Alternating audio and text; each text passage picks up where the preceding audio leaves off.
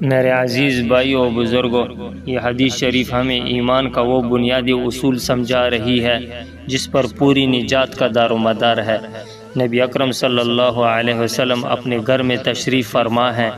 ایک طرف حضرت عباس رضی اللہ عنہ ہیں جو نبی کریم صلی اللہ علیہ وسلم کے چچا ہیں، اور دوسری طرف حضرت فاطمہ رضی اللہ عنہا ہے جو نبی کریم صلی اللہ علیہ وسلم کی لخت جگر ہیں۔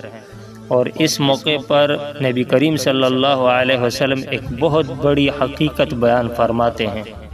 اے فاطمہ رضی اللہ عنہا، رسول اللہ کی بیٹی ہونے کے باوجود میں قیامت کے دن تمہیں اللہ کے عذاب سے بچا نہیں سکوں گا اگر تم نے عمل نہ کیا۔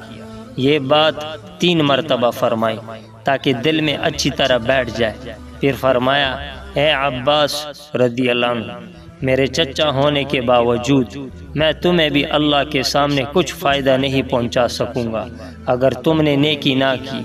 تو میرے بھائیوں، یہ رشتہ داری نہیں بچاتی، یہ نسبت نہیں بچاتی، یہ محبتیں نہیں بچاتی۔ قیامت کے دن صرف عمل بچائے گا۔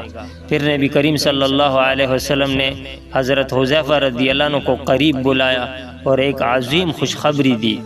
جس نے دل سے کلمہ پڑھا اور اللہ اور اس کے رسول پر ایمان لایا، رمضان کے روزے رکھے، اللہ کی رضا کے لیے صدقہ دیا اور اللہ کی رضا کے لیے حج کیا، تو اللہ اس پر جہنم حرام کر دے گا اور جنت واجب کر دے گا۔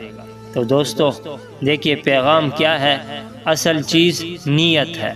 اگر سب کچھ اللہ کے لیے ہے تو پھر جنت یقینی ہے۔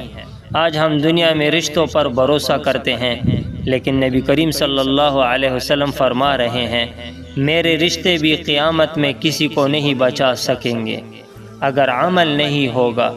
اللہ ہمیں خالص ایمان، خالص نیت اور سچے اعمال کی توفیق عطا فرمائے۔